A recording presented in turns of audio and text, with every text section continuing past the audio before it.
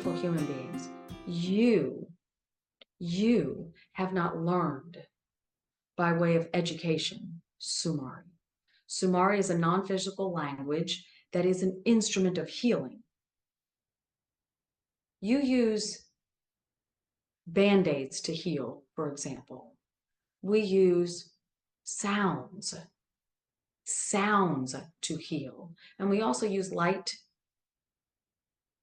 magnetic energy and sound magnetic energy at the same time. And so those are not things that you can learn in the physical world, but if you know it in the non-physical place, you can build it into your set of soul intentions to have it brought out in you if you meet someone who can do that for you. Carol connected to us. We do it for you, but through her. You won't do it on your own. So reading your question again, how is it possible? Well, it's only possible if in the non-physical place you have learned it. And not everyone has learned it or learned it yet. Now, it's not ever going to be your first language. So we say it like this: there are conversational channelers, and that is where conversation is originated from the non-physical place, offered to the mind, and then part of your subconscious mind translates it into your first language, and then it is heard in the mind as thought or said out loud. If it's heard in the mind as thought, that's ocularity. Most of the world calls that clairvoyant. But when the inner mind translates it into your first language, and then the body is willing to say the words out loud, we call that channeled. That's conversational channeled. Sumari channeled is altogether different.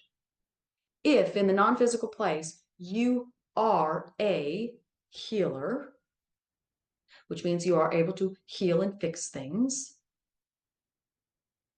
that means separating the energies. We don't break over here. We're not broken, we're not hurting, but we might make something, and if we want to return it back to its original elements to make something again with that same energy, then we bring in a Sumari person, and then they open up the energies, and then we just keep on going. But Sumari can also be used in the physical plane to heal anything. Anything. And so if you are in the healing capacity in the non-physical place, then you might have taken that Sumari language and put it into the grid, in a sector of the grid, for safekeeping. So when we say we bring it out in you, that means that we simply reveal it to your inner being, and then we ask the body to bring it forward. And in that case, it's always perfect right from the beginning. Conversational channeling, it's bad in the beginning because the translation process needs to be taught in meditation, and that is why we have classes as well, to emphasize it and help you do it faster and easier and cleaner. So conversational channeling, it is harder. It is much, much, much, much harder. Even for those that have built it in, to have it brought out as a soul intention is still hard for that to occur. Sumari channeling is different. It's like a treasure chest, and all we do is unlock it, and then, it just comes out. But it doesn't come out because you want it to.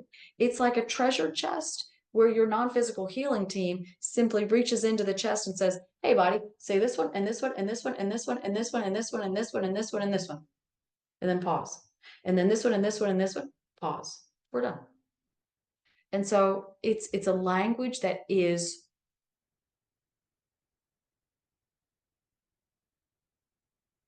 in the grid if you put it there before you came into physical life.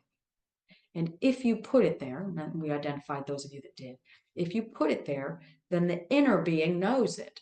But the inner being has to have a conversational channeled person in close proximity so that that person's non-physical team can cause your inner being